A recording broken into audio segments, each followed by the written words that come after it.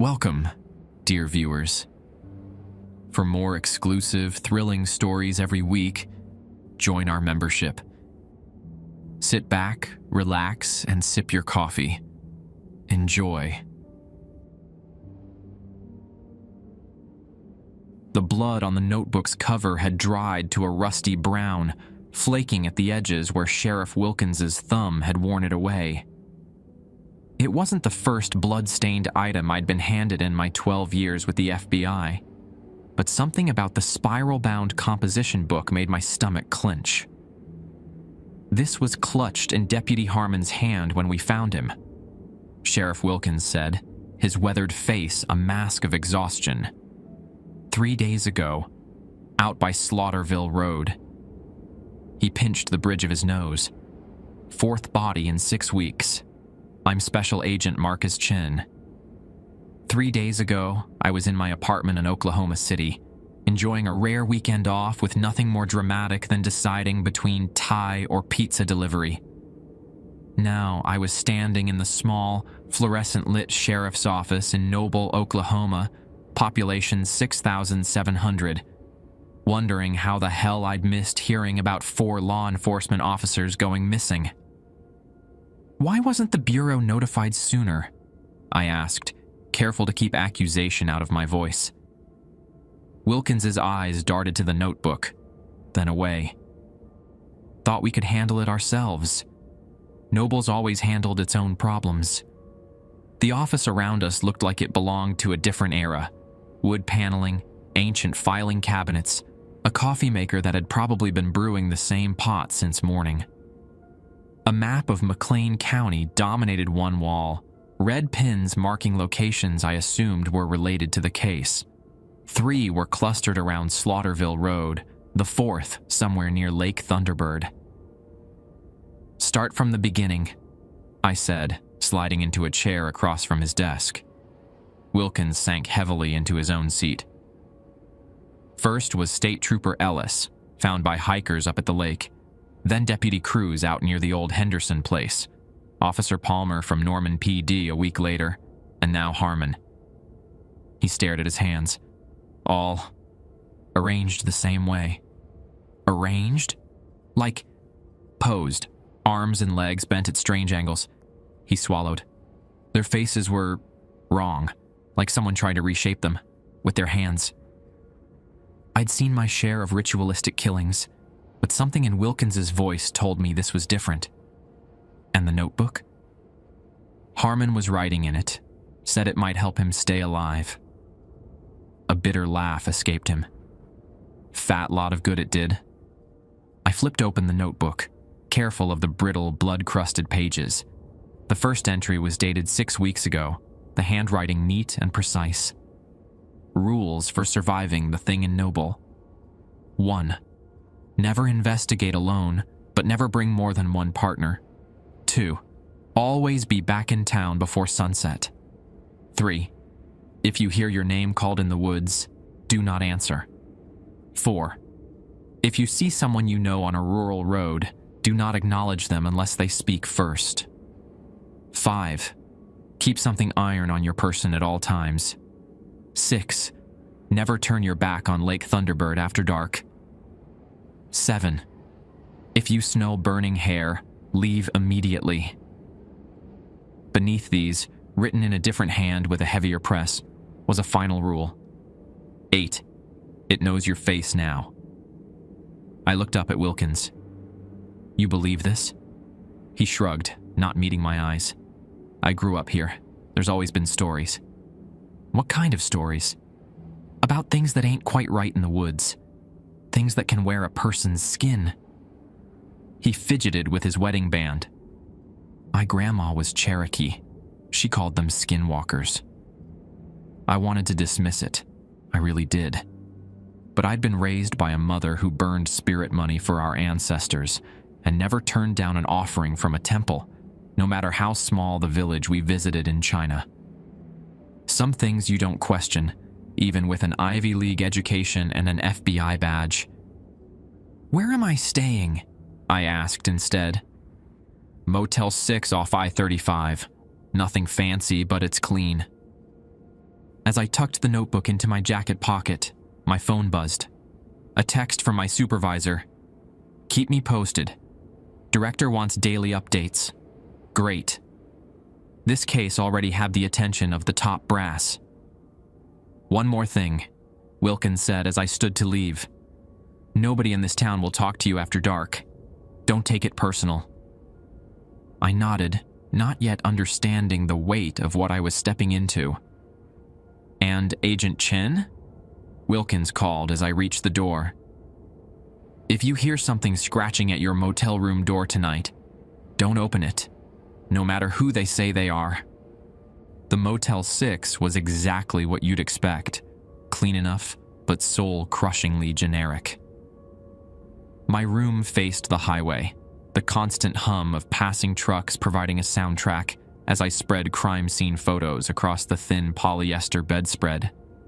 4 dead officers, 4 crime scenes with no prints, no DNA, no trace evidence. Just bodies arranged in positions that defied natural anatomy and faces. I picked up a photo of Deputy Cruz. His face looked like clay that had been worked by inexperienced hands. Features in approximately the right places but wrong in ways that made my skin crawl. I pinned the photos to the wall and opened my laptop. The autopsy reports were equally baffling. No cause of death identified. Bodies showed evidence of being manipulated post-mortem, but the ME noted unusual elasticity of facial tissue and unexplained malleability of joints, like their bodies had become something other than human before they died. My phone rang. Sheriff Wilkins. "Found you a local guide," he said without preamble. "Jamie Blackfox. Used to work search and rescue before budget cuts. Knows every inch of these woods. Meeting you at Sonic on Main Street at 7 tomorrow." Black Fox. Native? Choctaw and Cherokee. If anyone can help you understand what's happening, it's Jamie. I hung up and returned to Harmon's notebook. After the list of rules came journal entries, increasingly frantic as the weeks progressed. May 12th, Ellis's body was found positioned like a broken marionette. ME says no signs of struggle. How does a state trooper not fight back? May 16th. Cruz went missing yesterday. Found him this morning. His face, Jesus Christ, like someone tried to wear it. May 18. I heard my name in the woods today. Sounded like Ellis. Remembered the stories my grandfather told me. Don't answer no matter what. Clutched my great-grandfather's railroad spike until my palm bled. May 21st. Palmer's gone. Norman PD is blaming us, like we're not doing everything we can. May 25th. There's something watching me from the woods behind my house. It stands on 2 legs but moves wrong, like its joints bend in too many places. May 26th. It called my wife's name tonight, used my voice, had to physically restrain her from opening the door. May 29th. Sheriff's bringing in the FBI. Too late for us, maybe not for them. May 30th. I know what it is now. Nahullo, Skinwalker. It takes your face, then it takes your soul. The final entry was dated the day before he died, May 31st. It knows I know. Followed me home, scratched at my windows all night. If I don't make it, whoever reads this, follow the rules. They're the only chance you have. I rubbed my eyes. 4 dead men. A notebook full of superstition. The rational part of my brain wanted to dismiss this as the ramblings of frightened men in over their heads, maybe facing a particularly sadistic serial killer. But those crime scene photos. A sharp rap at my door made me jump. Through the peephole, I saw a middle-aged woman in a Motel 6 uniform, holding fresh towels. "Housekeeping," she called. I cracked the door. "I'm fine, thanks." She peered past me at the crime scene photos. Her eyes widened. "You're the FBI man." I nodded. She lowered her voice. You're looking for it, aren't you? The thing that got those officers. Do you know something about the case? She glanced nervously toward the parking lot. The sun was setting, painting the sky in violent reds and oranges. Not after dark, she whispered. Come to Pumpkin's Diner tomorrow morning. Ask for Marlene. Before I could respond, she hurried away, the sound of her practical shoes echoing down the concrete walkway. I closed the door, double-checking the deadbolt and sliding the security chain into place. As darkness fell completely, the motel seemed to grow quieter, the highway traffic fitting to occasional rumbles. My phone buzzed with an incoming text. Unknown number. Welcome to Noble, Agent Chen. Looking forward to meeting you. I texted back. Who is this? 3 dots appeared, disappeared, appeared again. Finally, Jamie Blackfox. Sheriff gave me your number. Don't go out tonight. Another text followed immediately. And if you hear anything, remember rule number 3. I reread the rules in the notebook. Rule number 3. If you hear your name called in the woods, do not answer. But I wasn't in the woods. I was in a motel room just off Interstate 35, with bright lights and civilization all around. As if reading my thoughts, a final text came through. The thing about woods is they're always closer than you think. I drew the cheap curtains closed and turned on every light in the room. Outside, a dog, or something, howled in the distance. I tried to focus on the case files, but the words swam before my eyes, rearranging themselves like the twisted limbs in the photos. Around midnight, I dozed off in the chair, case files in my lap. I jerked awake to complete darkness. Power outage? My phone showed 3:17 a.m. That's when I heard it. My name, spoken softly from somewhere outside my window. Marcus. It was my mother's voice, impossibly far from her home in San Francisco. Marcus, help me. Please. I clenched my fists, heart hammering. Rule number 3. Don't answer. I know you're awake, Marcus. The voice changed, becoming Sheriff Wilkins's drawl. Just need to talk to you about the case. I reached for my gun, hands shaking. A scratching sound started at my door, gentle at first, then more insistent. Scritch, scritch, scritch. Agent Chen? Now it was a woman's voice. Housekeeping. Sorry to bother you so late. The scratching grew louder, more desperate. I sat frozen in the dark, gun in hand, as whatever was outside my door spent the next hour calling to me in the voices of everyone I had spoken to that day. I didn't answer. I didn't open the door. When dawn broke, the parking lot was empty except for my rental car and the maintenance truck. No evidence of anything scratching at my door. But on the ground outside my room, pressed into the concrete as if by enormous weight, a perfect outline of a human hand with fingers bent at impossible angles. Pumpkin's Diner sat on Main Street, a time capsule from the 1950s with chrome trim and red vinyl booths. At 6:30 a.m., it was already half full with farmers and oilfield workers fueling up before their day. Conversations hushed when I walked in, my suit marking me as an outsider as clearly as if I'd been wearing a sign. I slid into a booth and ordered coffee from a waitress whose name tag read Tammy. Is Marlene here? I asked. Tammy's smile tightened. She's in the back. I'll tell her you're asking. While I waited, I checked my phone. 3 missed calls from my supervisor and an email requesting an update. What could I possibly say? Following a lead from a blood-stained notebook detailing supernatural rules for survival. P.S.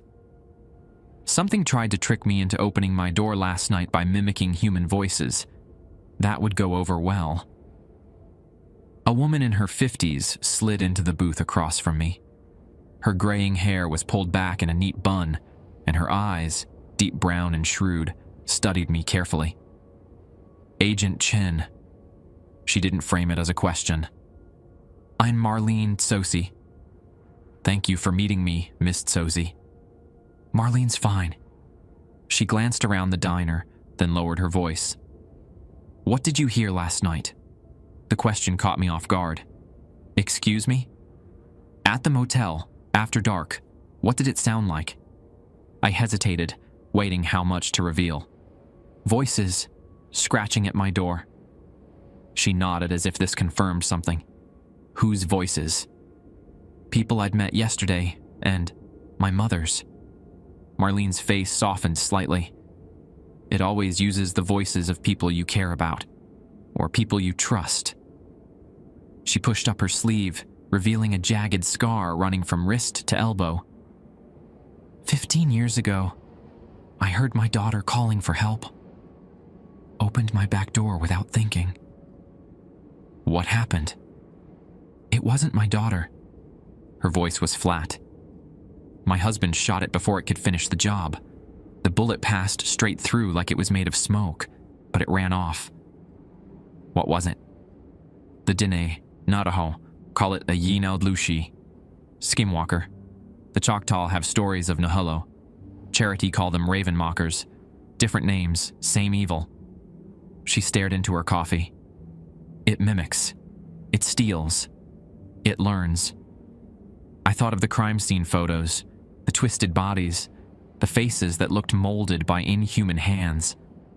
Why law enforcement officers? They were hunting it, just like you.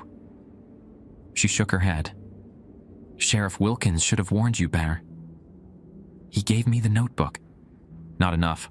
Noble's been dealing with this thing for generations. Comes in cycles. Every few decades it gets hungry again. For what? Identities. Lives. She met my eyes. Faces. The diner door jingled, and Marlene stiffened. A tall, lean figure walked in, scanning the room before spotting us. Dark hair pulled back in a ponytail, copper skin, and eyes so dark they appeared black. Mid-30s, wearing hiking boots, Carhartt pants, and a faded Oklahoma State University sweatshirt. Jamie, Marlene acknowledged as the newcomer approached. Miss Tsosi. Jamie Blackfox nodded, then turned to me. Agent Chen. Sheriff said you need someone who knows the backcountry? Jamie's handshake was firm, calloused.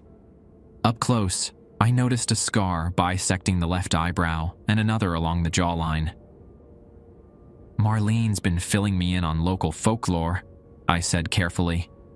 Jamie slid into the booth beside Marlene. Not folklore if it's killing people. Tammy brought more coffee without being asked. Jamie took a sip, then fixed me with an intense stare. You followed the rules last night. It wasn't a question, but I nodded. Good. You might survive this. Jamie pulled out a topographical map of the area and spread it across the table. 4 deaths, all in these areas. 4 X's marked locations that roughly matched the pins I'd seen in Wilkins's office. What are we looking for exactly? I asked. Not what. Who? Jamie tapped the map near Lake Thunderbird.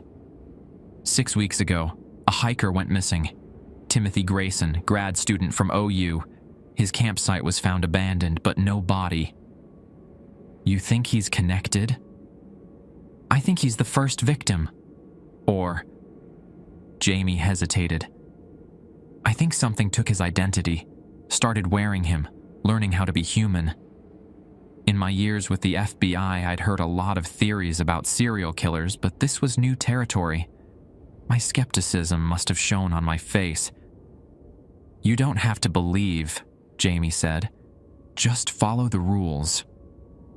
And respect what you don't understand, Marlene added. Jamie folded the map.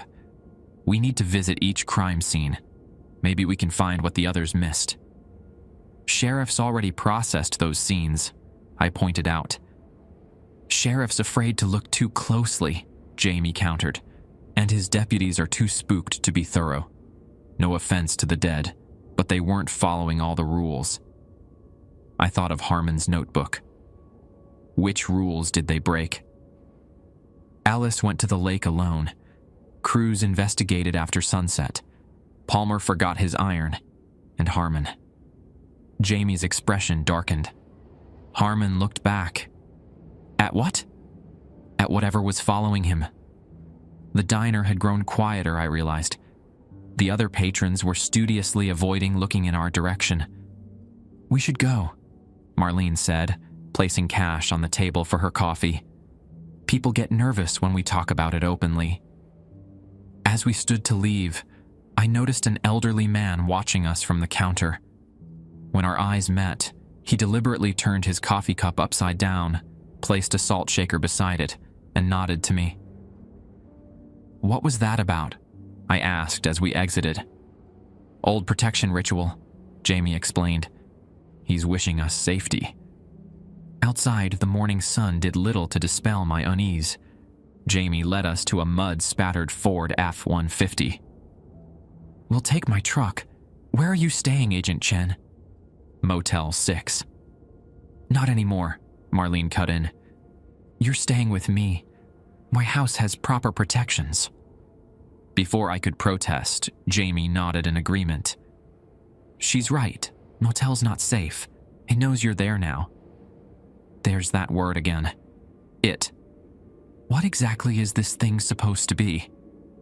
Jamie started the truck.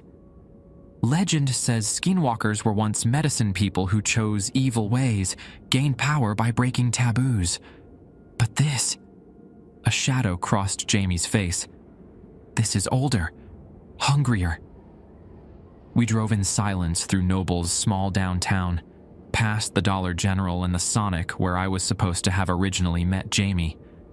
The town quickly gave way to scattered houses, then open farmland. First stop is the Henderson place, Jamie said, where they found Deputy Cruz. Marlene touched a small leather pouch hanging around her neck. You have iron on you, Agent Chen? I shook my head. She reached into her purse and pulled out a railroad spike, similar to the one Harmon had mentioned in his notes. It was old, heavy, the metal dark with age. Keep this with you, always. I took it, feeling foolish but unwilling to dismiss their concerns outright. Thanks. One more thing, Jamie said as we turned onto a gravel road that stretched toward distant trees. If you see anything strange today, anything at all, tell us immediately. Don't try to rationalize it away. Like what? People who shouldn't be there. Animals acting wrong. Your own reflection moving independently. Jamie's knuckles whitened on the steering wheel. And if you smell burning hair, we run. Immediately. Rule number 7 from the notebook. The Henderson place turned out to be an abandoned farmhouse, roof partially collapsed, surrounded by scrubby fields and encroaching forest. Yellow police tape fluttered from a nearby copse of trees. As we pulled up, I noticed something odd. Dozens of ravens perched silently on the roof and in the surrounding trees, all watching our truck. That normal? I asked, nodding toward the birds. Marlene and Jamie exchanged glances. No, Jamie said quietly. That's not normal at all. The ravens remained perfectly still, not a single caw or ruffle of feathers breaking the eerie silence as we stepped out of the truck. Welcome to rural Oklahoma, where even the wildlife seemed to be following some unwritten rules I didn't yet understand. The silence around the Henderson place was absolute. No bird calls, no insects buzzing, not even the whisper of wind through the tall grass. Just the crunch of our boots on gravel and the watchful eyes of those motionless ravens. Keep the spike in your dominant hand, Jamie advised quietly as we approached the police tape. And stay between us. I felt ridiculous clutching a railroad spike, but something about those birds, their unnatural stillness, their focused attention, kept me from protesting. Cruz's body was found there. Jamie pointed to a small clearing visible through the trees. According to the report, positioned like a broken doll. The crime scene had been processed weeks ago, but yellow evidence markers still dotted the area, forgotten or deliberately left behind. The ground where the body had lain was discolored, not with blood, but with a strange, ashy residue. I crouched to examine it, careful not to touch. "That wasn't in the report," I said. "No," Jamie agreed. "It wouldn't be." Marlene stood at the edge of the clearing, eyes scanning the tree line. "We're being watched." I instinctively reached for my gun, but Jamie shook their head. "Won't help." The ashy substance seemed to shimmer slightly in the morning light. I pulled out my phone to take photos. "Cruz was investigating reports of trespassing," I said, recalling the case file. "The Henderson family hasn't lived here for years, but neighbors reported seeing lights in the windows at night. People have been avoiding this place since I was a kid," Marlene said. "Bad energy." I moved toward where Cruz's head had been, according to the crime scene photos. There, partially obscured by leaves, was something I hadn't expected. A small, crude doll made of twisted twigs and what looked like human hair. "Jamie?" I called softly. "What's this?" Jamie approached, then froze. "Don't touch it." I hadn't planned to. "Is it related?" "Maybe." Jamie's voice was tight. "We need to go, now." "But we just got here." "Now, Agent Chen." The urgency in Jamie's tone brooked no argument. As we turned to leave, a twig snapped in the woods beyond the clearing. All the ravens took flight simultaneously, a black cloud against the blue sky, but they made no sound as they dispersed. We hurried back to the truck. Only when we were inside with the doors locked did Jamie speak again. That doll wasn't there before. "You've been here before?" I asked. "Last week, with Sheriff Wilkins." Jamie started the engine. That clearing was empty except for the evidence markers. "So someone placed it there recently," I reasoned. "Maybe kids messing around?" Jamie's laugh was hollow. "Kids don't come within a mile of this place." "What was it?" I pressed. "A fetish," Marlene said from the back seat. "A way to mark territory." "Or a lure," Janie added grimly, accelerating down the gravel road faster than was strictly safe. I turned to look behind us. Nothing followed, but the skin on the back of my neck prickled all the same. "Where to next?" I asked, trying to maintain some semblance of professional detachment. "Lake Thunderbird, where they found Trooper Ellis." Jamie checked the rearview mirror repeatedly. "But first, we need to make a stop." That stop turned out to be a small, weathered house on the outskirts of town. A hand-painted sign beside the door read, "Paul Eagle Feather, Traditional Medicine." "Wait in the truck," Jamie said. Through the windshield, I watched Jamie knock on the door and speak briefly with an elderly man who appeared, his long gray hair in braids. The man disappeared inside, then returned with a small leather pouch which he handed to Jamie. "Protection," Jamie explained upon returning to the truck. "Paul's family has been keeping watch over this area for generations." Jamie handed me the pouch. Inside were herbs that smelled of sage and cedar, along with what looked like small bones. "Wear it," Jamie instructed. I slipped it over my head, feeling increasingly like I'd stumbled into a world with rules I couldn't begin to comprehend. The practical, by-the-book FBI agent in me wanted to dismiss all of this as superstition, but after what I'd seen and heard last night. "Tell me about Timothy Grayson," I said as we headed toward the lake. Jamie's eyes remained fixed on the road. 24 years old.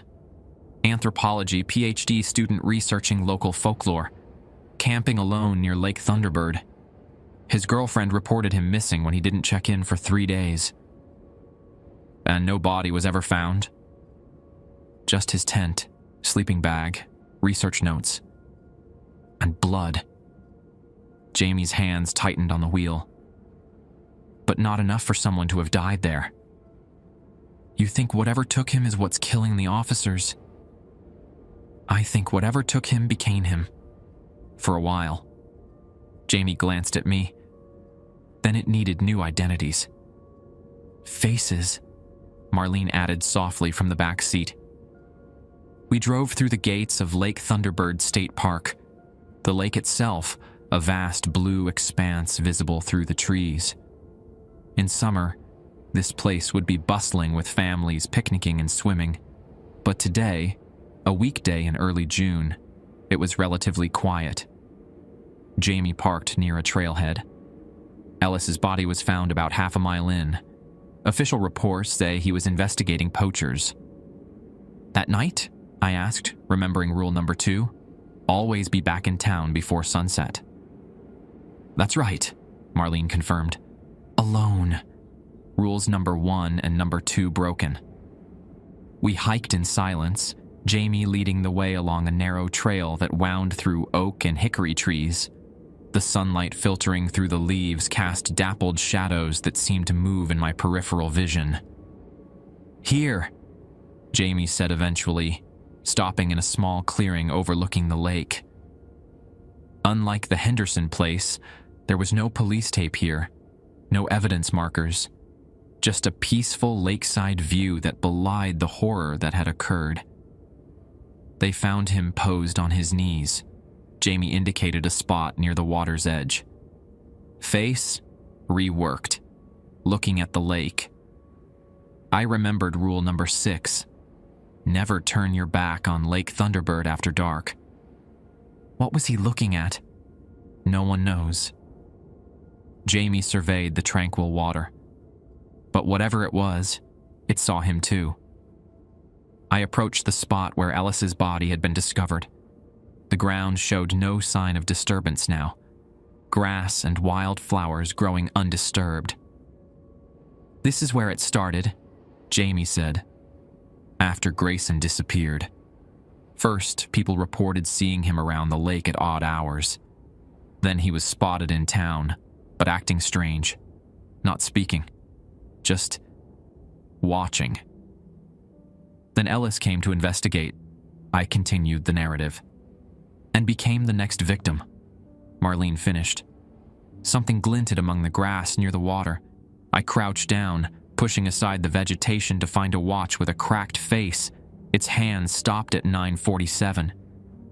That wasn't in the evidence log, I said, pulling a pen from my pocket to lift it without touching.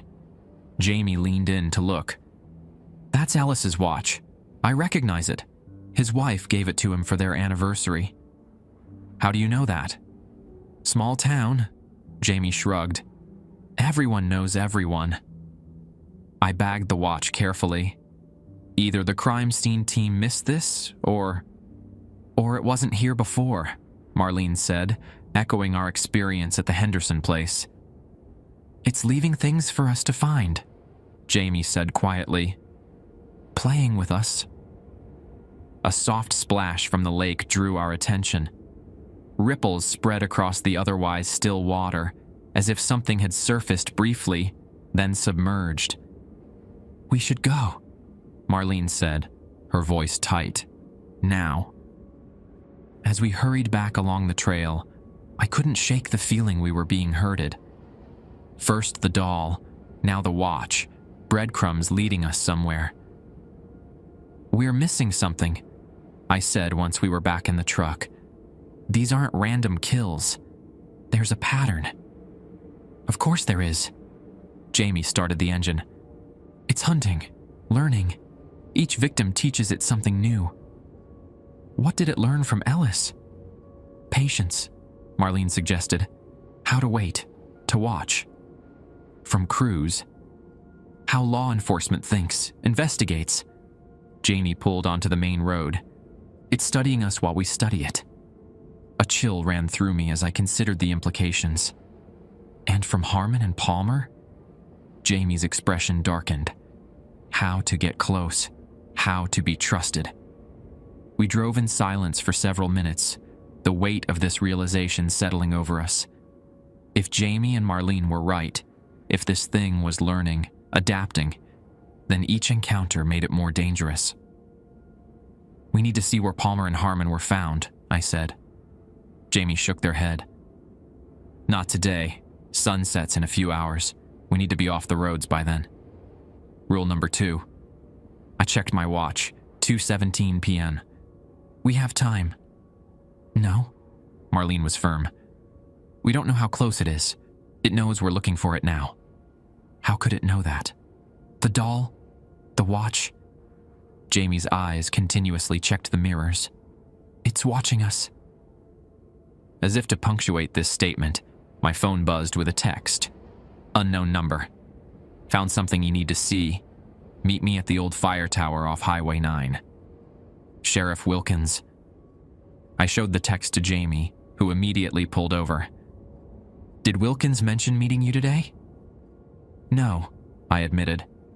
"Call him," Marlene urged. "Now." I dialed the sheriff's office. The receptionist answered. "This is Agent Chin. I need to speak with Sheriff Wilkins immediately." "I'm sorry, Agent Chin. The sheriff left an hour ago for Oklahoma City, meeting with the State Bureau of Investigation. He won't be back until tomorrow." My blood ran cold. I ended the call and relayed the information. "It's trying to separate us," Jamie said, knuckles white on the steering wheel. "Get you alone." "Like it did with the others," Marlene added. Another text came through. "Urgent. Need your help. Can't talk on phone. Wilkins." "What do we do?" I asked, hating the tremor in my voice. "We go to my place," Marlene said decisively. "It's protected. We regroup, make a plan for tomorrow." Jamie nodded in agreement and pulled back onto the road, this time driving even faster. The railroad spike felt heavy in my pocket as I watched the rural landscape blur past the window. The rules that had seemed so strange yesterday now felt like a lifeline. I thought of the 4 dead men, each one breaking a rule before they died. My phone buzzed a third time. I almost didn't look, but professional habit won out. This time the text contained a photo. My motel room, the door slightly ajar, and reflected in the bathroom mirror, visible through the open door, my own face smiling at the camera. But I wasn't there. I was here in Jamie's truck, miles away. "Jamie," I whispered, showing the phone. "I think we have a problem." "Don't look at it," Marlene snapped, reaching forward to knock the phone from my hand. "Never look at its images. That's how it gets in." Too late, I thought. The image of my own smiling face, a face that wasn't mine anymore, burning behind my eyelids all the way to Marlene's house. Marlene's house sat at the end of a long dirt driveway, surrounded by ancient oak trees. It was a single-story ranch-style home with a wide porch and wind chimes hanging from the eaves. As we approached, I noticed small bundles of herbs tied above each window and doorway. "Home sweet home," Marlene said as Jamie parked. "It's not much, but it's safe." The sky was darkening rapidly, not just from the approaching sunset, but from storm clouds gathering on the horizon. Thunder rumbled in the distance. "Perfect," Jamie muttered. "Just what we need." Inside, the house was warm and lived in. Family photos covered one wall. Marlene with a younger woman I assumed was her daughter, an older man who must have been her husband, various children and relatives at different life stages. Marlene immediately busied herself closing curtains and checking locks. Jamie disappeared into the kitchen and returned with 3 bottles of water, handing one to me. "Drink," Jamie instructed. "You're probably dehydrated and don't realize it." I obeyed, suddenly aware of how dry my throat was. My mind kept returning to that photo on my phone, my face smiling in a place I hadn't been. How is this possible? I asked, struggling to reconcile what I'd seen with what I knew about the world. How can something look exactly like me when I'm not there? Jamie and Marlene exchanged glances. It doesn't just mimic appearances, Janie explained, sitting across from me at Marlene's dining table. It absorbs identity, memories, mannerisms. The more it interacts with someone, the more perfect the copy. But it's never been around me enough to... It was outside your door all night, Marlene reminded me. Listening, learning your voice. And it's been watching you, Jamie added. Since you arrived. Lightning flashed outside, followed by a clap of thunder that rattled the windows. Marlene moved to the kitchen and returned with 3 small glasses and a bottle of amber liquid. Wild turkey, she said, pouring a finger into each glass. Medicinal purposes. I downed mine gratefully, the bourbon burning a path to my stomach. I need to call my supervisor, I said, reaching for my phone before remembering Marlene had knocked it from my hand in the truck. Where's my phone? You don't want it back, Jamie said firmly. Not after what came through on it. I have a landline, Marlene offered, gesturing to an ancient cordless phone on the wall. But think carefully about what you'll say. She was right. What can I possibly report? 4 officers dead, bodies manipulated by what locals believe is a skinwalker. P.S. It's already copying my appearance. Tomorrow, I decided. I'll update the Bureau tomorrow when we have more concrete evidence. The skeptical FBI agent I'd been just 24 hours ago would have scoffed at this decision, but that agent hadn't seen what I'd seen today. Good call, Jamie nodded. We need a plan first. Marlene refilled our glasses. You're both staying here tonight. Extra rooms upstairs. After dark is when it's strongest. We need to understand its pattern, I said, trying to impose some investigative structure on the situation. All 4 victims were law enforcement. All were investigating something related to this entity. All broke at least one rule. And all were found with their faces altered, Jamie added grimly. But why? What does it want with their faces? Marlene stared into her glass. Identity. To be them. To wear them. Lightning illuminated the room again, and in that flash, I could have sworn I saw additional shadows on the wall. Shadows that didn't match our positions. The rules, I said, pulling out Harmon's notebook. They're survival tactics, right? Ways to avoid becoming a victim? Jamie nodded. Passed down through generations. Different cultures in this area have their own versions, but they all recognize the same threat. I reviewed the list again. 1. Never investigate alone, but never bring more than 1 partner. 2. Always be back in town before sunset. 3. If you hear your name called in the woods, do not answer. 4. If you see someone you know on a rural road, do not acknowledge them unless they speak first. 5. Keep something iron on your person at all times. 6. Never turn your back on Lake Thunderbird after dark. 7. If you smell burning hair, leave immediately. 8. It knows your face now. These first 7 make sense as precautions, I said. But the 8th, that's different. That's not a rule. It's a warning. Or a death sentence, Jamie said quietly. The lights flickered as another roll of thunder shook the house. Generator will kick in if the power goes, Marlene assured us, but there was tension in her voice. How do you kill it? I asked bluntly. The question hung in the air between us. No one knows for sure, Jamie finally answered. Some say fire. Others say you have to trap it between worlds, catch it in the middle of changing forms. The old stories say it can't be killed, Marlene added.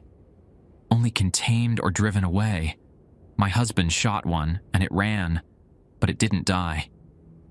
There must be something, I insisted. Everything has a weakness. Jamie leaned forward. There's a theory. If it takes someone's identity, their face, and that person dies while it's wearing them. Jamie trailed off. Then what?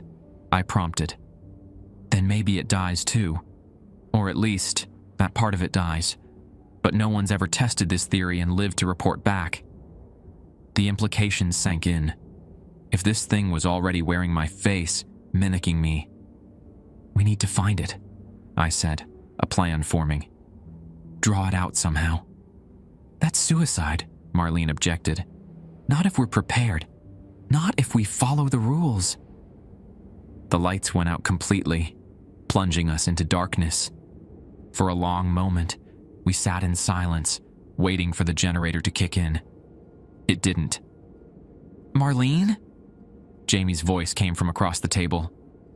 Generator? Should have started automatically, she replied, her voice tight with concern. Stay here. I heard her chair scrape back, followed by fumbling sounds and a beam of light as she activated a flashlight. I'll check the circuit breaker, she said. Jamie, there are more flashlights in the kitchen drawer. She moved toward the back of the house, the beam of light receding. Don't split up, I called after her, rule number 1 flashing in my mind. It's fine, Jamie assured me. The house is protected. I wasn't convinced, but before I could argue further, a piercing scream came from the direction Marlene had gone. Jamie was on their feet instantly. Stay here. No! I grabbed Jamie's arm. Rule 1. We stick together. Jamie hesitated, then nodded. Together, we moved toward the back of the house, my hand gripping the railroad spike so hard my knuckles hurt. Marlene? Jamie called, voice steady despite the tension I could feel in their arm. No response. We found a flashlight in the kitchen and continued toward the utility room where the circuit breaker was located. The beam cut through the darkness, casting long shadows ahead of us. The utility room door stood open, Marlene's flashlight on the floor, its beam pointing at the wall. But no Marlene. Marlene! Jamie called again, more urgently. The back door beside the utility room was ajar, rain blowing in from the storm. Janie picked up Marlene's flashlight. She wouldn't have gone outside, not after dark. Maybe she didn't have a choice, I said grimly. We approached the open door cautiously. Beyond it, rain pelted the yard, illuminated periodically by flashes of lightning. In one such flash, I caught a glimpse of something at the edge of the property. A figure, standing perfectly still beneath an oak tree. There, I pointed. Jamie followed my gaze. I don't see anything. Another flash of lightning, and the figure was closer, much closer. Now I could make out details. A woman's shape, but moving wrong. Legs and arms at unnatural angles. Call to her, the figure said in Marlene's voice, though its mouth didn't move. Tell her it's safe to come out. Inside, Jamie hissed, pulling me back. Now. We retreated, slamming the door and throwing the deadbolt. That's not Marlene, Jamie said unnecessarily as we backed away from the door. Then where is she? A thump from above made us both look up. Upstairs, Jamie whispered. She must have gone upstairs when the lights went out. We moved to the stairs, calling Marlene's name softly. No response, but another thump, like something heavy falling. At the top of the stairs, we found a hallway with 4 doors, all closed. One door at the far end had a strange, dark substance seeping beneath it. Marlene? Jamie called again, voice cracking slightly. My radio spike was slick with sweat in my palm as we approached the door. Jamie counted silently. 1, 2, 3, then threw it open. The room beyond was empty, save for a bed and dresser. The window was open, curtains billowing in the wind, rain pouring in and pooling on the hardwood floor. That was the dark substance we'd seen. Just rainwater. As Jamie moved to close the window, I caught movement in my peripheral vision. Turning, I saw Marlene standing in the hallway behind us, soaking wet, her clothing plastered to her body. "Thank God," I breathed. "Where were you?" She didn't respond, just stared at us with an unnerving stillness. "Marlene?" Jamie said cautiously. "You okay?" Still no response. Jamie stepped toward her slowly. "Marlene, say something." A smile spread across her face, too wide, stretching beyond the natural limits of her mouth. "Rule number 4, she finally said, her voice wrong somehow, as if she was practicing using it. "If you see someone you know, do not acknowledge them unless they speak first." Jamie froze. "That's not Marlene." The thing wearing Marlene's face tilted its head at an impossible angle. "Too late now," it said. "You've already seen me." "Run!" Jamie shoved me back toward the stairs, placing their body between me and the thing wearing Marlene's face. The creature tilted its head further, neck bending at an angle that would snap human vertebrae. Its smile stretched impossibly wider. "Jamie Blackfox," it said, voice modulating between Marlene's familiar tones and something deeper, raspier. "Last of the Blackfox line, how your grandmother would weep to see you now." Jamie faltered, just for a second, and that was all it took. The creature lunged, movements jerky and too fast, like watching footage with frames missing. One moment it was at the end of the hallway, the next it was on Jamie. I swung the railroad spike without thinking, connecting with the creature's shoulder. It made a sound, not a scream, but a high-pitched keening that hurt my ears. It recoiled, and I saw where the spike had touched it. The flesh sizzled and bubbled like wax held too close to a flame. "Down the stairs," Jamie gasped, pushing me ahead. We tumbled down the staircase, Jamie slamming the door at the top behind us. Something heavy hit the other side immediately. "That won't hold it long," Jamie panted. "We need to find Marlene." "How do we know she's not?" I couldn't finish the thought. "If it's wearing her face upstairs, the real Marlene is somewhere else," Jamie insisted, moving toward the kitchen. "We need weapons. Ironworks, you saw that." The pounding at the upstairs door grew more insistent. Wood splintered. In the kitchen, Jamie pulled open a drawer and removed a cast iron skillet and several large knives. They handed me the skillet and took a knife for themselves. "If it touches you, you're done," Jamie warned. "One touch is all it takes for it to start absorbing you." "I thought it already had my face," I said, confused. "It has your image from watching you, but it doesn't have your essence yet." The upstairs door shattered with a final crash. We could hear it moving on the landing. "Marlene!" Jamie called out, voice low but urgent. "If you can hear us, make a sound." A faint thumping came from a door beside the refrigerator, a pantry or closet of some kind. Jamie rushed to it, finding it locked from the outside. They slid the bolt and pulled the door open. Marlene tumbled out, bound and gagged, her eyes wide with terror. Jamie quickly removed the gag while I worked on the zip ties binding her wrists.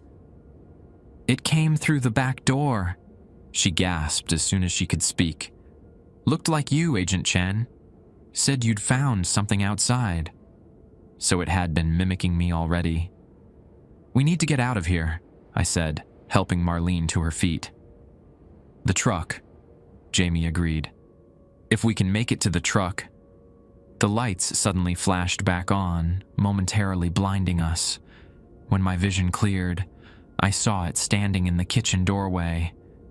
It no longer looked entirely like Marlene. Her face seemed to be melting, revealing something else underneath. Features that resembled mine, but wrong. like a child's attempt at sculpting a face from clay. "3 birds in one nest," it said, its voice a nauseating blend of Marlene's, mine, and others I didn't recognize. How efficient.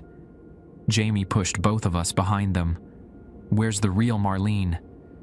The creature's distorted face registered confusion. What? A noise from the pantry doorway made us all turn. Another Marlene stood there, identical to the one we'd just freed. "Oh God," I breathed. The Marlene behind us gripped my arm painfully. "That's not me," she hissed. "That's it." The Marlene in the pantry doorway said exactly the same thing at exactly the same time, with exactly the same inflection. Jamie looked between them, knife raised uncertainly. "Jamie," both Marlenes said simultaneously, "you've known me for 20 years. It's me." I clutched the iron skillet, feeling utterly out of my depth. The creature in the kitchen doorway watched with grotesque fascination, its half-formed face twisting into what might have been amusement. "Such entertainment," it said. "Choose, Jamie Black Fox. Which one lives? Which one dies?" Jamie's eyes darted between the 2 identical women. "Neither of you move," they commanded. "The iron," I suggested, remembering the creature's reaction upstairs. "If iron burns it—" Before I could finish, the Marlene behind me shoved me hard toward the creature in the doorway. I stumbled, barely keeping my feet, the skillet clattering to the floor. "It's her!" the Marlene behind me shrieked, pointing at the one in the pantry doorway. "She's the monster!" The Marlene in the pantry doorway remained absolutely still, her eyes fixed on Jamie. "Rule number 5, she said quietly. "Iron." Jamie didn't hesitate. They lunged toward the Marlene who had pushed me, pressing the blade of the iron knife against her cheek. The effect was immediate and horrifying. Her skin bubbled and smoked where the iron touched, and her scream wasn't human, a sound like metal scraping metal, amplified beyond bearing. "Run!" the real Marlene shouted, grabbing my arm and pulling me toward the front door. The creature recovered quickly, knocking Jamie aside with inhuman strength. As we fled through the living room, I glanced back to see its face rippling, features swimming beneath the surface of what looked like skin, but clearly wasn't. We burst out the front door into the storm, rain immediately drenching us. Jamie's truck sat in the driveway, our only hope of escape. "Keys!" I shouted over the thunder. Jamie patted their pockets frantically, then cursed. Inside, on the table. The front door slammed open behind us. The creature stood there, now barely resembling anything human. Its limbs were too long, joints bending in multiple places they shouldn't. What had been Marlene's face was now a grotesque approximation of human features, constantly shifting between different appearances like a living hologram. "The shed," Marlene pointed to a small outbuilding at the edge of the property. "There's another way." We sprinted through the downpour, feet slipping in the mud. Behind us, the creature followed, not running, but moving in a disjointed, spider-like gait that somehow covered ground faster than should have been possible. The shed door stuck from the rain, but Jamie's shoulder against it popped it open. Inside was a cramped space filled with gardening tools, boxes, and, miraculously, an old pickup truck. "My husband's," Marlene explained, climbing into the driver's seat. "Haven't driven it in years, but it should start." "Should?" I glanced back at the open door where the creature's elongated shadow now stretched across the ground. Marlene turned the key. The engine coughed, groaned, then roared to life. "Get in!" Jamie and I piled into the passenger side as the creature reached the shed door. Its form seemed to ripple and compress as it ducked to enter the small space. "Hold on," Marlene warned, throwing the truck into reverse. We shot backward, crashing through the wooden shed wall in an explosion of splinters and nails. I caught a glimpse of the creature as we pulled away. It stood amid the wreckage, its body contorting in ways that made my eyes hurt to look at, face cycling rapidly through different human appearances, like a grotesque slideshow. Marlene spun the wheel, tires finding purchase in the muddy yard, and we fishtailed onto the long driveway. Rain lashed against the windshield, the wipers barely keeping up. "Where are we going?" I shouted over the roar of the engine in storm. "Town," Jamie answered. "Rule number 2, back to town before dark." "It's already dark."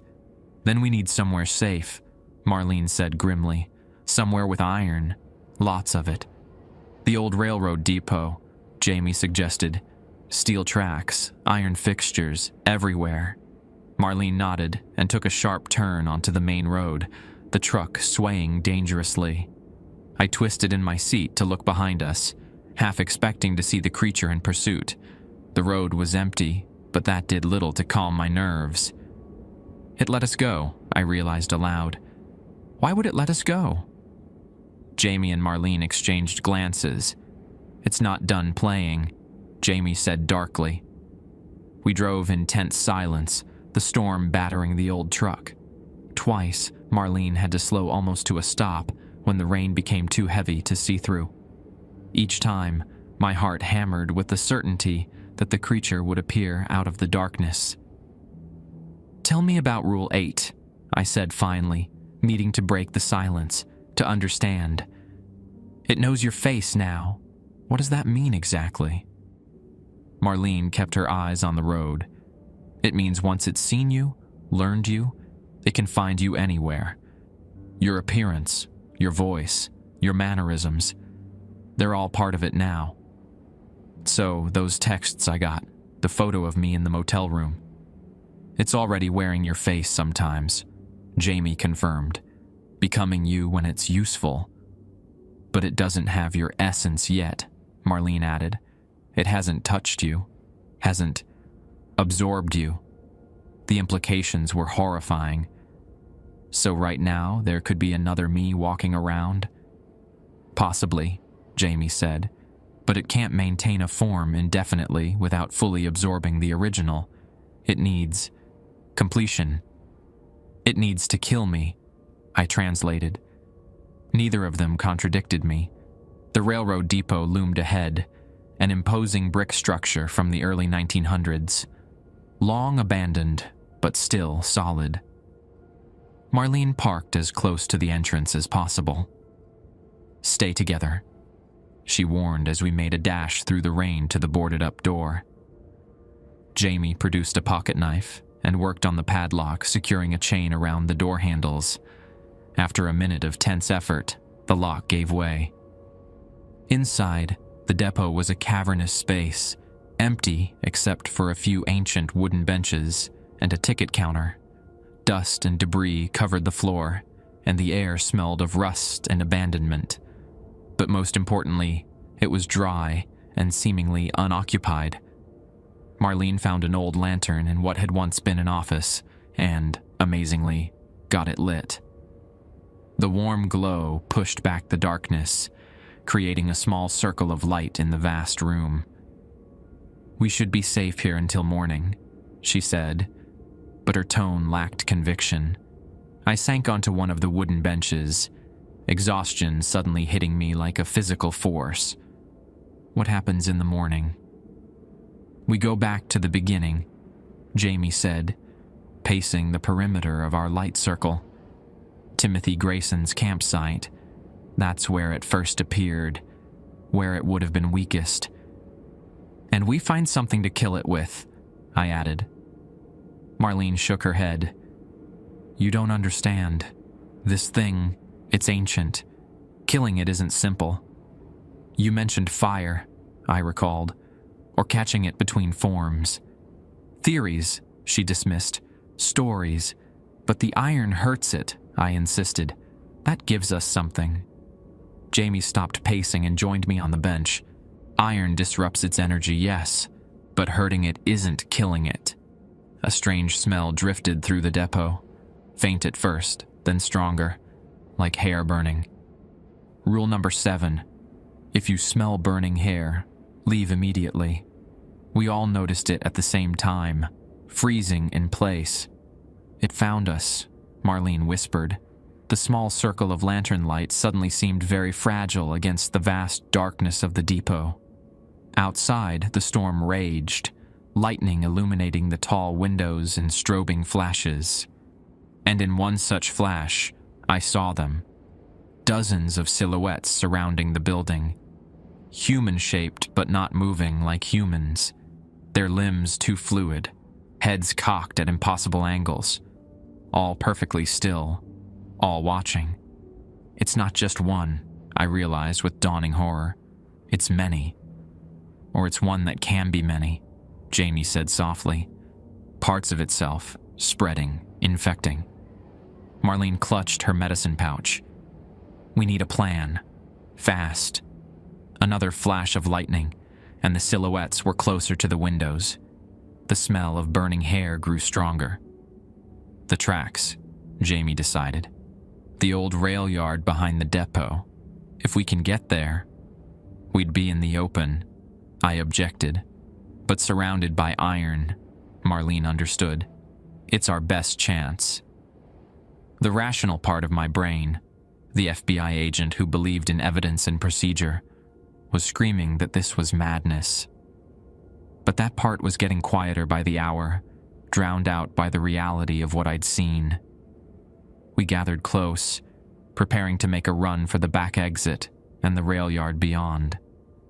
I gripped the cast iron skillet we'd brought from Marlene's house, while Janie clutched their iron knife. Marlene held the lantern, our pitiful light against the gathering darkness. On 3, Jamie whispered. 1.2. The lantern went out, plunging us into absolute darkness. 3, came Jamie's voice, suddenly much closer to my ear than it should have been. Run, Agent Chen. See if you can outrun your own face. I swung the skillet blindly toward the voice, connecting with something solid. A hiss of pain told me I'd hit my target.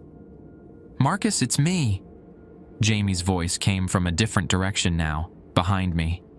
Don't trust it, Marlene warned from somewhere to my left. Remember rule number 3. If you hear your name called in the woods, do not answer. We weren't in woods, but the principle applied. I remained silent, backing away from where I'd heard the voice, skillet raised defensively. Lightning flashed, illuminating the depot interior for a split second. In that instant, I saw 3 Jamies, one nursing a wounded arm where I'd struck it, one near Marlene, and one by the back exit. All looked identical. All wore the same expression of alarm. Darkness swallowed the scene again. Marlene, to me, I called, deciding to take initiative. Head for the back door. How do I know it's really you? Her voice quavered. Good question. How could any of us prove our identities? The spike, I remembered. When I hit the creature with the railroad spike upstairs, it burned it. Iron burns it. Another flash of lightning. The Jamie had struck was gone. The one near Marlene had moved closer to her, hand outstretched. The third remained by the exit. Jamie? Marlene called uncertainly. Press your knife against your arm. If you're really you, it won't burn. That's not how this works, the Jamie beside her protested. I'm human. Iron burns humans too if you press hard enough. Just a touch, I insisted, moving slowly toward them. Just prove it's you. The Jamie by the exit stepped forward. Like this, they said, touching the knife blade lightly to the back of their hand.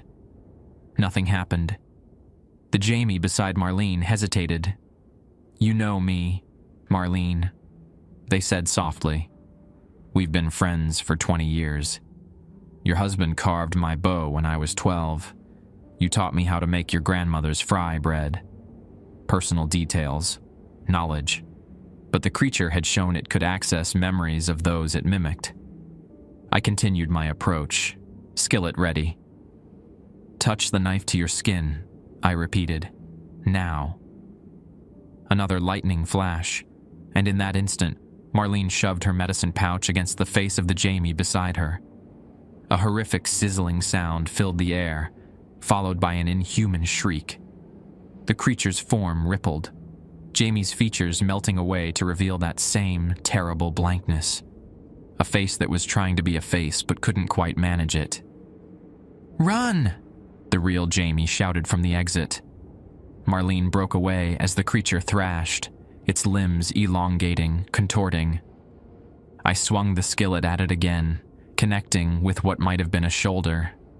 It recoiled, giving us the opening we needed. We sprinted for the exit, where Jamie held the door open. Outside, the storm had intensified, rain coming down in blinding sheets. Lightning strobed constantly now, revealing the rail yard, a maze of rusted tracks, abandoned cargo cars, and switching equipment. This way. Jamie led us toward a cluster of old boxcars. Behind us, the creature, or creatures, emerged from the depot. Not one, not three, but at least a dozen forms, all moving with that same wrong fluidity, like animation's missing frames. Some still wore Jamie's face, others had mine, Marlene's, faces I didn't recognize, and some had no discernible features at all. "What the hell are those?" I gasped as we ran. "It's fragmenting," Marlene panted, splitting itself to corner us. We reached the first boxcar, rusted, covered in graffiti, door partially open. Jamie heaved it wider, and we tumbled inside, just as the nearest creature reached the tracks surrounding the train. It stepped onto the iron rail and immediately recoiled with a screech, its foot smoking where it had made contact. "It can't cross the rails," Jamie realized. "Not directly," Marlene qualified, pointing to where other forms were searching for gaps in the tracks, places where they could slip through without touching iron. The interior of the boxcar was empty except for debris and the remnants of a homeless camp. Old blankets, empty cans, a shopping cart. Rain pounded on the metal roof, creating a deafening din. "We're trapped," I said, the reality of our situation sinking in. "Temporarily safe," Jamie corrected, peering out through a gap in the rusted wall. "They can't cross the tracks easily, but they'll find a way eventually." "So what's the plan?" I demanded. "Wait for dawn? Then what?" Neither of them answered immediately. Outside, lightning continued to flash, illuminating the grotesque forms circling our position, testing different approaches, looking for weaknesses. "We need to get back to my truck," Jamie finally said. "It's our only way out of here." "Through all of those?" I gestured at the creatures surrounding us. "No." Marlene shook her head. "Under them." She moved to the floor of the boxcar and began pulling up rotted boards, revealing the gravel rail bed beneath. "The drainage tunnels," she explained. "This whole yard was built with tunnels underneath to prevent flooding. They connect to the old maintenance shed about a quarter-mile east." "How do you know this?" I asked, helping her pull up more boards. "My father worked for the railroad," she said, "and I used to play here as a kid before they fenced it off. The tunnels were our secret clubhouse." Jamie joined us, and soon we had created an opening large enough to slip through. Below was a drop of about 6 feet to a concrete culvert partially filled with rushing rainwater. "I'll go first," Jamie volunteered, lowering themselves through the hole and dropping into the shallow water below. They looked up at us. "It's safe. Hurry." Marlene went next. As I prepared to follow, a loud bang came from the boxcar door. Something was trying to force its way in. The door, which we'd secured with a piece of rebar, shuddered under the impact. I didn't hesitate any longer, sliding feet first into the hole and dropping into the cold water below. It came up to my knees, chilling me instantly. "This way," Marlene whispered, already sloshing eastward through the narrow tunnel. We followed, hunched over to avoid hitting our heads on the low ceiling. The tunnel was claustrophobic, barely large enough for an adult to navigate. Every few yards, metal support beams crossed overhead. Iron, I noted with relief. If the creatures couldn't cross iron rails, perhaps these beams would keep them from following us through the ceiling. We moved as quickly as the rushing water and limited visibility would allow. My FBI training had covered many scenarios, but crawling through flooded drainage tunnels pursued by shape-shifting entities hadn't been on the curriculum. "Stop!" Jamie hissed suddenly. "Listen!" We froze, and in the relative quiet beneath the thunder above, I heard it. Splashing sounds behind us. Something was in the tunnel. "Move!" Marlene urged. "Maintenance shed is just ahead." The tunnel widened slightly as we approached a junction where several culverts met in a circular chamber. Dim light filtered down from a grate above, offering momentary relief from the absolute darkness. That's when I saw it. A shape in the water behind us, moving fast.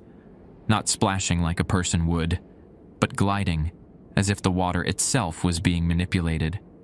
"Run!" I shouted, abandoning any pretense of stealth. We sloshed forward desperately, taking the eastern passage as Marlene directed. The splashing behind us accelerated. "There!" Marlene pointed ahead to where a rusty ladder led up to what must be the maintenance shed. Jamie reached it first and scrambled up, pushing at the hatch above. "It's stuck," I glanced back. The thing in the water was closer now, a dark, writhing mass that seemed to be composed of multiple forms merged together, a hideous amalgamation of all the faces it had stolen. "Together," I called to Jamie, joining them on the ladder. We pushed at the hatch simultaneously, muscles straining. With a grinding screech, it began to move. "Marlene, come on!" Jamie reached down to her. She had stopped several feet from the ladder, staring at the approaching entity. "Get it open first," she called. "I'll hold it off." Before we could protest, she pulled something from her pocket, a small leather pouch similar to the one she'd pressed against the false Jamie in the depot. She ripped it open and scattered its contents into the water around her. The effect was immediate and startling.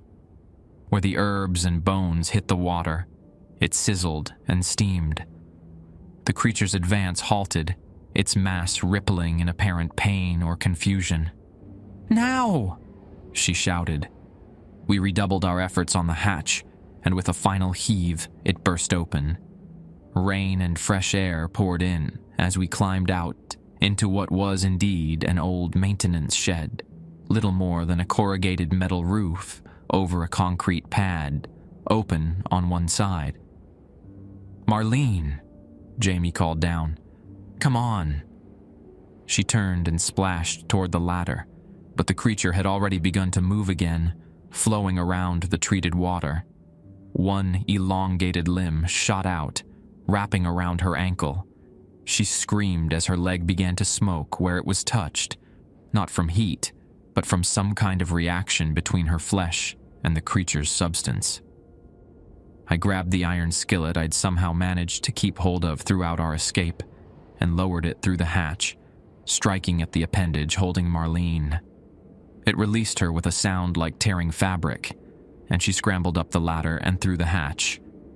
We slammed it shut behind her, Jamie dragging a heavy piece of machinery over to secure it. Marlene collapsed on the concrete, her ankle a mess of blistered skin where the creature had grabbed her. "We need to get that treated," I said, kneeling beside her. "No time," she gasped. "It won't stop it for long. We need to move." Outside the shelter, the rail yard stretched before us, and beyond it, the lights of Noble glimmered through the rain. We were closer to town than I'd realized. "Rule number 2, Jamie said. Back to town before dark." "A little late for that?" I pointed out grimly. Better late than never. Marlene grimaced as she struggled to her feet. We supported her between us as we made our way across the rail yard toward the fence that separated it from the town proper. Behind us, metallic banging sounds indicated the creature was already attempting to follow. What happens when we reach town? I asked. We can't leave this thing to civilians. The church, Marlene said between pained breaths. St. Michael's, iron fence, iron fixtures, consecrated ground. You think that will stop it? I think it's our best chance to survive until dawn, she replied. The fence loomed ahead, chain link topped with barbed wire. A significant obstacle for two exhausted people supporting an injured third. There. Jamie pointed to a section that had been cut and bent back, evidence of previous trespassers. As we reached the gap, I turned for one last look at the rail yard. Lightning flashed, and I saw them, not just one or two, but dozens of misshapen forms emerging from various points around the maintenance shed, all moving with that same wrong fluidity, all coming for us. But most disturbing of all was the one in the lead, a perfect copy of me, down to the mud-stained suit and determined expression.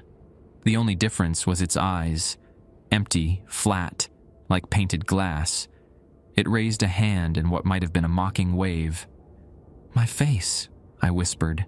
"It's wearing my face." We squeezed through the fence and half-carried Marlene across the empty road. The storm had driven everyone indoors. Noble's streets were deserted, glistening wet under the streetlights. Marlene's breathing was becoming more labored, her skin burning hot despite the cold rain. "Something's wrong," I said as we paused under the awning of a closed hardware store. "She's getting worse." Jamie examined her ankle in the dim light. The blistered area had spread, angry red tendrils extending up her calf. "It's infecting her," Jamie said grimly, "trying to take her over. Like the others? Ellis, Cruz, Harmon." "Yes, but slower. The medicine pouch slowed the process." Jamie looked at me, fear evident in their eyes. "We need to get her to St. Michael's. Fast." I glanced behind us. The street remained empty, but I could feel eyes watching from the darkness between buildings, from the storm drains, from everywhere. "How far?" I asked. 3 blocks, on Main Street." I nodded, and we continued on, Marlene becoming increasingly delirious between us. "Cold," she mumbled. "So cold inside." "Stay with us, Marlene," I urged. "Just a little further." "Should leave me," she slurred. "I'm compromised." "Not happening," Jamie said firmly. We turned onto Main Street, and I saw it ahead. St. Michael's Catholic Church, a modest brick building with a small steeple and, as promised, an iron fence surrounding it. Light glowed softly through stained glass windows despite the late hour. "Almost there," I encouraged Marlene, who was now barely supporting her own weight. The sound of a vehicle approaching made us pause in the shadows. A police cruiser rolled slowly down the wet street, spotlight sweeping the sidewalks. "Help?" I suggested. Jamie shook their head vehemently. "Number we don't know." The implication was clear. We couldn't be sure who was still human. The cruiser slowed as the spotlight found us huddled in the doorway. A voice came over the loudspeaker. "FBI Agent Chen, we've been looking for you." My blood ran cold. It was Sheriff Wilkins's voice. "Stay where you are. We're here to help."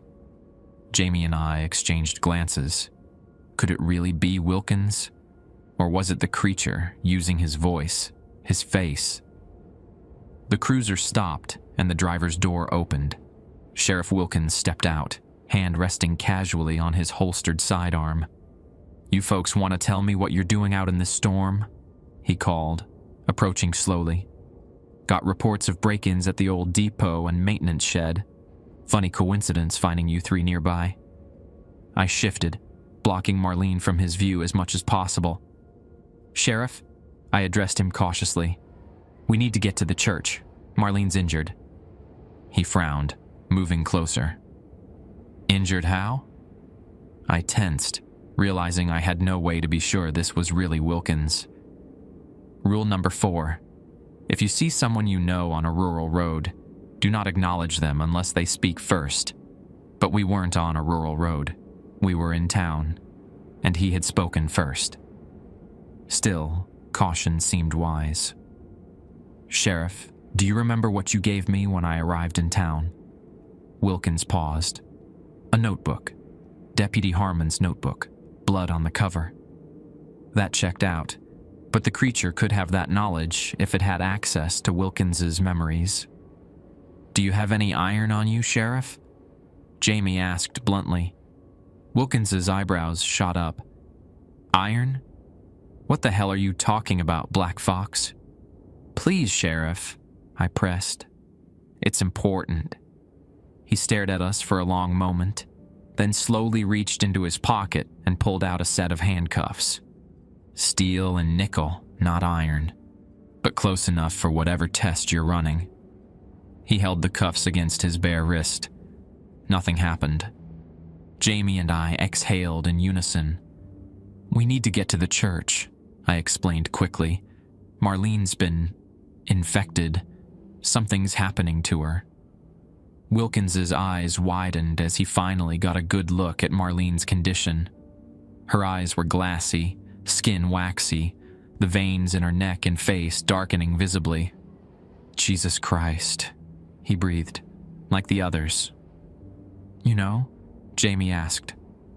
"I've lived here my whole life," Wilkins said grimly.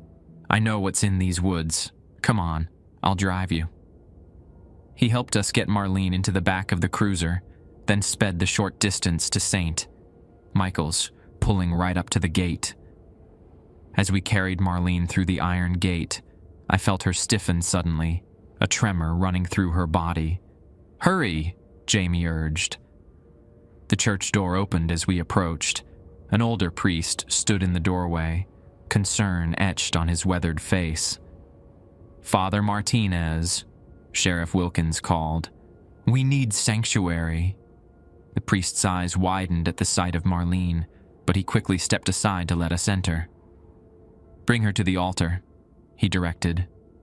The church interior was warm and dimly lit, candles flickering in red glass holders along the walls. We laid Marlene on the steps before the altar, where she immediately began to convulse. "What happened to her?" Father Martinez asked, kneeling beside her. "It touched her," Jamie explained. "It's trying to take her over." The priest crossed himself. "Nahulo," he whispered. "You know of it?" I asked, surprised.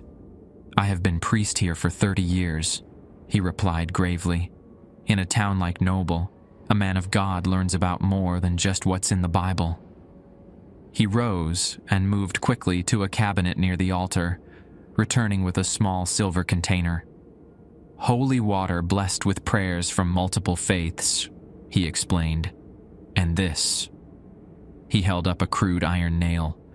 "From the original church, built in 1907. I glanced at Jamie, who nodded encouragingly. "Do it," they said. Father Martinez began to pray in a mixture of Latin and what sounded like Cherokee, sprinkling the holy water over Marlene's convulsing form. Where the droplets touched her skin, steam rose.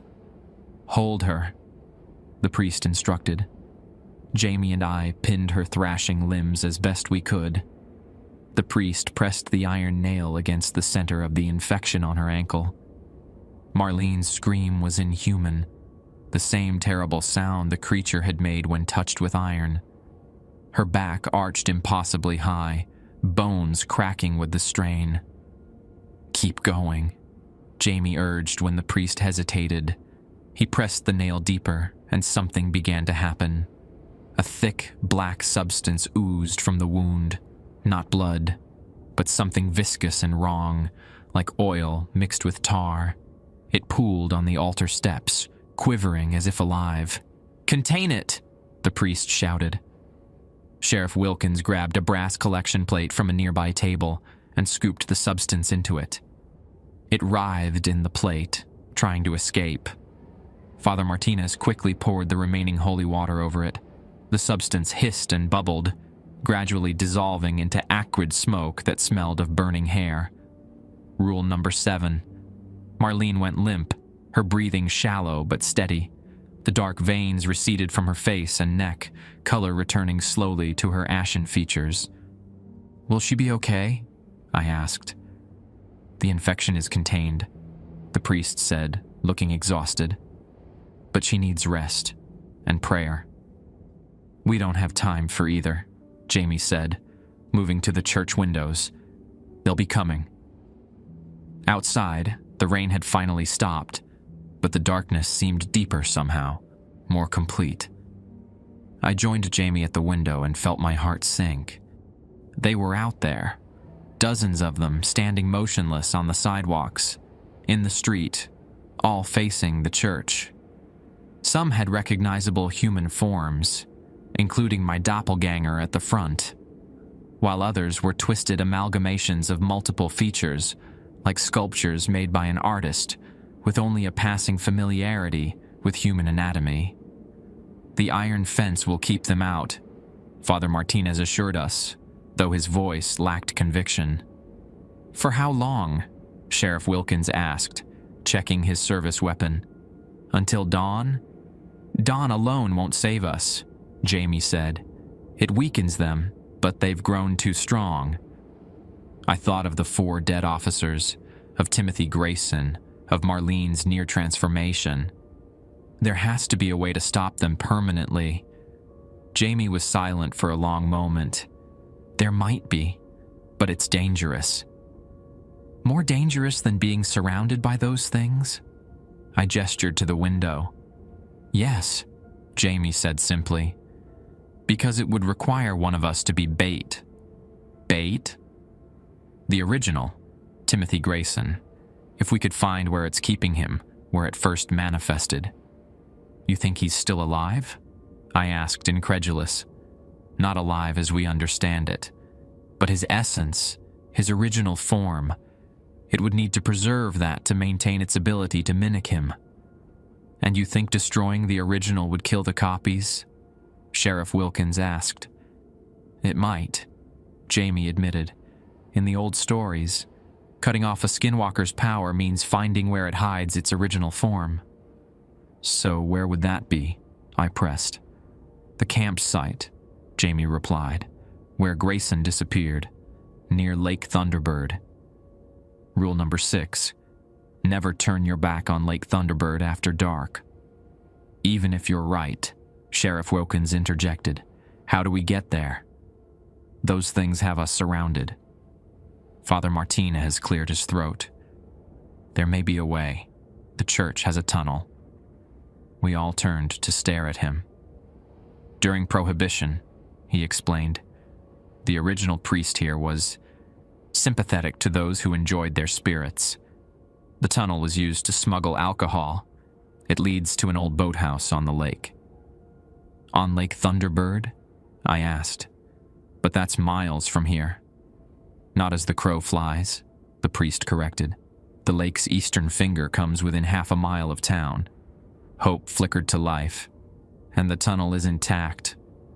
"As far as I know, I've never used it myself, but it's part of church lore." "We'll need weapons," Sheriff Wilkins said, "if we're going after the source." "Iron," Jamie emphasized. "Nothing else will hurt them for long." The priest led us to a trap door hidden beneath a rug in his office.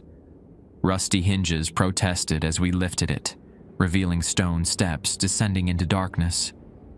"I'll stay with Marlene," Father Martinez volunteered. "The church will remain sanctified as long as I'm here to maintain the prayers."